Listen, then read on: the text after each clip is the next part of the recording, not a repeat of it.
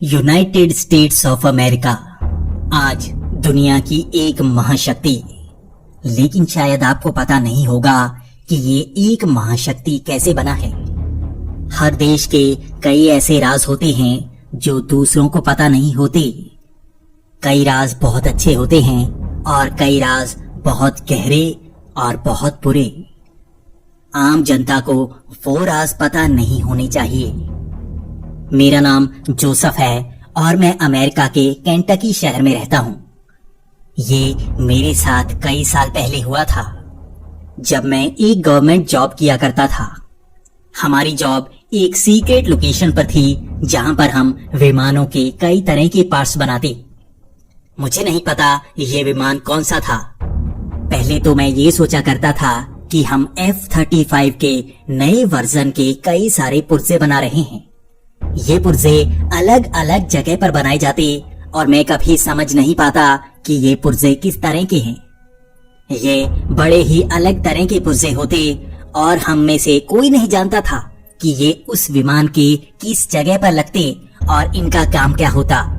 हमें बस कुछ मैनुअल दिए गए थे, जिससे हमें कई सालों की ट्रेनिंग के बाद इन पुर्जों को बनाने की परमिशन मिली थी।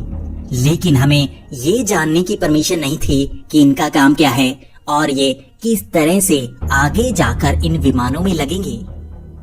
यहाँ पर ये काम मैंने कई सालों तक किया और अब मेरी बदली एक नई जगह पर हो गई थी। ये जगह थी यूटा। यहाँ पर एक खुफिया बेस में मैं हर रोज काम करता, लेकिन यहाँ पर मेरा काम इस तरह के पुर्जों को बनाने का नहीं, बल्कि सुपरविजन का था। मुझे अपने बाकी साथियों को देखना था कि वो सही तरह से काम करते या नहीं। यहाँ पर हर किसी को ये पता नहीं होता कि वो किसके लिए काम कर रहा है, लेकिन एक खास गवर्नमेंट एम्प्लॉइज आते जो हमसे बात करते और हमें सही बात बताकर आगे निकल लेते, लेकिन हमें पूरी जानकारी कहीं से नहीं मिलती। ये जगह बहुत ही खुफिया थी और यहाँ आसपास जंगल ही थे। जंगलों के बाहर फेंसिंग हुई थी और कोई भी बाहर ना जा सकता था ना आ सकता था। ये बहुत ही घने जंगल हैं और यहाँ पर दूर दूर तक हमें और कोई घर नजर नहीं आ रहा था और सड़कें भी काफी दूर से ही गुजर जाती। यहाँ पर ज्यादा देर तक किसी को काम नहीं करने दिया जाता था और इसका कारण किसी को नहीं बताया जाता था। मैं ये देख रहा था कि कुछ ही साल लोगों से काम करवाया जाता और उन्हें रिटायर कर दिया जाता। जब भी कोई कुछ ज्यादा जानकारी जान लेता, उसे रिटायर कर दिया जाता ताकि वो आगे ज्यादा जान ना पाए। यहाँ पर नीचे जाने के लिए कई टनल्स थी, जिसकी मेरे पास परमिशन नहीं थी, लेकिन खास लोग यहाँ पर टनल में आते और नीचे चले जाते। नीचे किस तरह का बेस था या क्या होता था, मैं कभी जान नहीं पाया। और यहीं पर पास में एक टेस्टिंग रेंज भी थी। वहाँ पर मैं दूर तक जा पाता था, लेकिन उसके अंदर नहीं जा पाता। वहाँ पर किस तरह के टेस्ट होते ये मुझे नहीं पता था।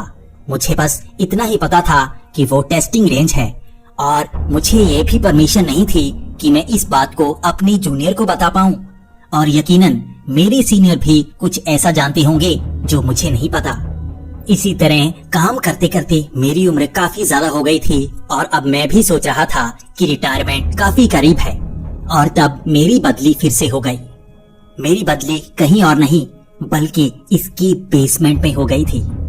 मुझे अगली पोस्ट मिल गई थी, लेकिन ये पोस्ट काफी अजीब थी, क्योंकि पोस्ट देने से पहले मुझसे कई चीजों के साइन लिए गए थे कि मैं नीचे जो भी देखूंगा उसे बाहर डिस्क्लोज नहीं कर सकता। अगर मेरे मुंह से कोई भी बात बाहर निकली तो सरकारी तौर पर मुझे जेल में भेजा जा सकता है या मुझे फांसी की सजा दी जा सकती है, देशद्रोह के जुर्म में। मैं काफी डर गया था। आखिर अब मेरी जॉब क्या होने वाली है? क्या मैं कुछ खास देखने वाला हूँ? लेकिन मुझे ज्यादा बताया नहीं जा रहा था।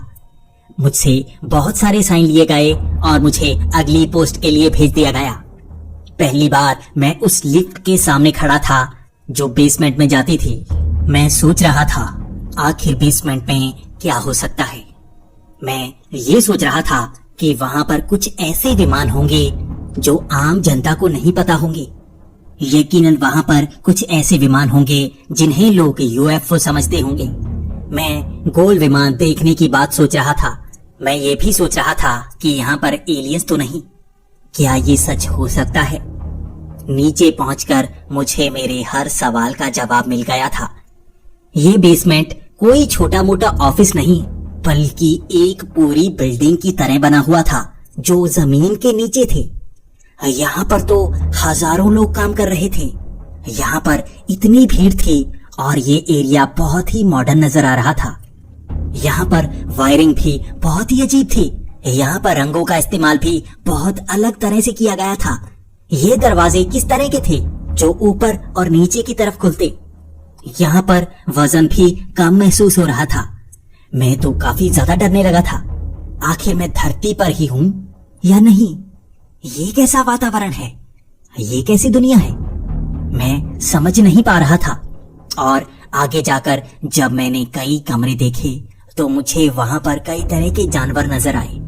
मैं सोच रहा था ये कैसे जानवर हैं? मैंने जिंदगी में ऐसे जानवर नहीं देखे। मुझे कुछ मछलियां नजर आ रही थी तो कुछ ऑक्टोपस, लेकिन ये ऑक्टोपस बहुत ज्यादा बड़े थे। मुझे इस पूरी बिल्डिंग को देखने के लिए लगभग 1 हफ्ते का समय लगा। मैं कभी किसी तरफ जाता तो कभी किसी तरफ। शाम के वक्त मुझे फ्री कर दिया जाता और मैं यहाँ पर घूम सकता था, लेकिन कुछ रिस्ट्रिक्टेड एरिया थे जहाँ पर मुझे जाने की मनाही थी। मैं कभी कभी वहां पर जाने की कोशिश करता, लेकिन डर जाता। लेकिन एक बार मेरी ड्यूटी उसके पास ही लगी। मैं सोच रहा था कि वहां पर जाकर देखना ही चाहिए। मैं चुपके से एक कमरे के बाहर गया और अंदर देखने लगा। मैं भौंचक्का रह गया। वहां पर बड़े से सर वाला एक एलियन था। बिल्कुल सच, एलियन सच में होती हैं। मैं खुद देख रहा था। उसकी बड़ी आंखें नीचे की तरफ थी और उसके हाथ में कुछ था। यहाँ अंदर वायरिंग बहुत ही अजीब थी और उसने एक तरह से मेरी तरफ देखा और मैं घबरा गया। मैं भागकर बाहर आ गया। मैं काफी ज्यादा डरा हुआ था। उसके बाद जैसे कुछ अफसर मेरे पास आए और मुझे घूरने लगे। वो मुझे एक कमरे में ले गए और मुझसे पूछताछ करने लगे। वो मुझसे पूछ रहे थे, आखिर तुमने क्या देखा? तुम क्या जानते हो? तुम अंदर क्यों आए? क्या तुम्हारे पास परमिशन है? उनके तीखे सवाल मुझे चीखते जा रहे थे। मैं क्या करता? मैं तो बस अपने मन की शांति के लिए वहां पर गया था और ये तो मैं पूरा फंस गया। मैंने सोचा नहीं कि यहाँ पर कैमरे लगे होंगे। मैंने हर तरफ देखा था। यहाँ पर तो कोई कैमरा नहीं था, हर तरफ बंद था। आखिर मैं किस कैमरे में आ गया? आखिर उनको पता कैसे लग गया? उसके बाद वो अफसर मुझे कहने लगे कि यहाँ पर कई तरह के हादसे हो जाते हैं और उसका जो भी गुनहगार होता है उसको भारी सजा मिलती है। यहाँ से वो बाहर नहीं जा सकता, बल्कि सबसे निचली मंजिल पर एक जेल है। वहां पर उसे बिठा दिया जाता है और बाकी की उम्र उसे यहीं पर गुजारनी पड़ती है। मैं बहुत ज्यादा डर गया था। अगर मैंने कोई गलती कर दी तो मैं यहाँ से बाहर नहीं निकल पाऊंगा। इसलिए मैं बहुत ज्यादा डरा हुआ था और अब मैं माफी मांग रहा था कि मैं दोबारा ऐसी हरकत नहीं करूंगा। उसके बाद मेरी हिम्मत नहीं हुई उस तरफ जाने की। लेकिन एक दिन मैं ऑफिस में बैठा काम कर रहा था तो वहां पर एक अलार्म बजने लगा। ये लाल रंग का अलार्म था और हमें बताया गया था ये कोड रेड है। इसका मतलब है बहुत ज्यादा खतरा। इसके होने पर हमें कमरे के अंदर छिपकर बैठ जाना चाहिए और कुछ भी नहीं छेड़ना चाहिए। कोई इंसान या कोई जानवर, हर किसी से दूर। मैं डर गया था। कोड रेड का मतलब ये है। इसका मतलब अंदर कोई गैस फैल गई होगी या कोई एलियन छूट सकता है। मैं डरा हुआ था। क्या यहाँ पर ऐसे हादसे होते रहते हैं? मैं जानने की कोशिश कर रहा था। कोइंसिडेंटली उस समय मेरे कमरे में एक और आदमी था और वो भी मेरी तरफ देखकर हैरान हुए पड़ा था। वो यहाँ पर कुछ फाइल लेने आया था और यहीं पर फंस गया था। मैंने उससे बात करना शुरू कर दी। हम दोनों एक कोने में बैठे हुए थे। मैंने उससे पूछा कि वो यहाँ पर कब से काम कर रहा है तो उसने बताना शुरू किया कि वो लगभग 15 सालों से यहीं पर है। उसकी उम्र काफी ज्यादा थी और मैंने उससे पूछा कि यहाँ पर बात करने की मनाही क्यों है तो उसने कहा कि यहाँ पर सरकारी प्रोजेक्ट चल रहे हैं जो हमें भविष्य में ले जा सकते हैं। यहाँ पर कई तरह की तकनीकों पर काम चल रहा है। हमें भविष्य में नई तकनीक मिलने वाली है और यहीं पर अमेरिका खुफिया तरह से उस पर काम करता है। उसका क्या नुकसान हो सकता है उस पर काम होता है। यहाँ पर हथियारों का आंकलन भी होता है कि भविष्य में वो हथियार हमें नुकसान पहुंचाएंगे या नहीं। अगर उनका नुकसान ज्यादा होगा तो उसे यहीं पर खत्म कर दिया जाता है और पूरी दुनिया से उसका डाटा मिटा दिया जाता है। वो हथियार कोई देश नहीं बना पाता, उसकी टेक्नोलॉजी पूरी तरह से बंद कर दी जाती है। ये काम यहीं पर होता है। ये एक खुफिया संस्था है जिसकी पूरी जानकारी तो अमेरिका के राष्ट्रपति तक को नहीं है। वो इतना ज्यादा जानता था, मैं हैरान था। उसका ये भी कहना था कि यहाँ पर बहुत कुछ अजीब होता है जो हमें आपस में नहीं बताना चाहिए। तभी मेरे मुंह से ये निकल गया कि उन कमरों में मैंने एलियंस देखे हैं, वहां पर कई अजीब जानवर हैं। इसके बाद उसने बताना शुरू किया कि यहाँ पर एलियंस के साथ भी कांटेक्ट किया जाता है। ये एलियंस कहाँ से आते हैं वो नहीं जानता, ये कैसे काम करते हैं वो नहीं जानता, लेकिन वो इतना जानता है कि यहाँ पर एलियंस हैं। अमेरिका ने एलियंस के साथ संपर्क बना लिया है और वो यहाँ पर उनके साथ जैसे मिलकर काम करते हैं। ये उनसे बात भी करते हैं, लेकिन हमें इससे दूर रखा जाता है। हमसे साइन करवाया गया है कि बाहर निकलने के बाद हमें कुछ नहीं बताना है, वरना ये हमें कहीं से भी उठा सकते हैं। मैं उससे जानना चाहता था कि ये कोड रेड क्या है, तो उसने कहा कि मुझे अब जाना होगा। अगर मैं यहाँ पर ज्यादा रुका तो उनको शक होगा। कोड रेड होने पर भी हमें अपनी जगह पर वापस जाना चाहिए। मैं थोड़ा सा डरा हुआ हूँ, लेकिन जाना तो चाहिए। उसने बस इतना कहा कि कोड रेड होने पर कोई एलियन अपने कमरे से बाहर निकल आता है और वो यहाँ पर कहीं गुम हो जाता है या भाग जाता है। यकीनन वो यहाँ से भागा होगा और उसे पकड़ा जाना चाहिए, इसीलिए हम सबको यहाँ पर छिपना पड़ता है। मेरे साथ तो ऐसा पहले कई बार हो चुका है और मैंने बाहर कई बार एलियन को चलते हुए भी देखा है। वो इतना कहकर भागता हुआ कमरे से बाहर चला गया। अब भी लाल रोशनी चमक रही थी, यानी ये कोड रेड था। मैं अंदर से उत्सुक था। मैं भी जानना चाहता था कि इंसान एलियन से संपर्क बना चुके हैं, वो क्या जानते हैं। क्या आज जो नई टेक्नोलॉजी आ रही है ये किसी दूसरी ग्रह से आ रही है? सच में पिछले 50 सालों में हमने इतनी तरक्की कर ली है? कैसे? इंसान हजारों सालों से धरती पर है, इतनी ज्यादा तरक्की उसने कभी नहीं की जो इतने कम समय में कर ली है। हम बड़े बड़े फोन से छोटे फोन तक पहुंच गए हैं। स्टोरेज कैपेसिटी बहुत कम है। हम तो मंगल ग्रह पर जाने की बातें कर रहे हैं। सब कुछ इतनी जल्दी हो रहा है। यकीनन ये एलियंस टेक्नोलॉजी है। मैं ये जानना चाहता था। मैं धीरे धीरे कमरे से जैसे बाहर आ गया। वो कमरा जहाँ पर एलियन है वो मेरे पास में ही था, लेकिन मैं डर रहा था। मैं रिस्ट्रिक्टेड एरिया से बाहर नहीं जाना चाहता था, लेकिन मैं बाहर जाकर देखना तो चाहता था। इसीलिए मैं उस तरफ नहीं गया बल्कि दूसरी तरफ गया। मैं देखना चाहता था एलियंस ऊपर से नीचे तक कैसा दिखता है। मैं 2-4 कमरों के पास गया, मुझे वो नजर नहीं आया। अब मैं डरने लगा था। मैंने सोचा कि मुझे अपने कमरे में जाना चाहिए, यहाँ पर खतरा भी हो सकता है। उसे अलग कमरे में रखा गया है, कोई तो जानकारी होगी जो उसके पास होगी, इसीलिए वो खतरनाक होगा या उसके शरीर में कोई बीमारी हो सकती है जो इंसानों को लगती होगी। मुझे अपने कमरे में जाना चाहिए। मैं भागता हुआ अपने कमरे में चला गया और एक तरफ बैठ गया। पहले मैं शांत होकर इंतजार कर रहा था कोड रेड के हटने का, लेकिन तभी मुझे एहसास हुआ मेरे कमरे में कोई तो है।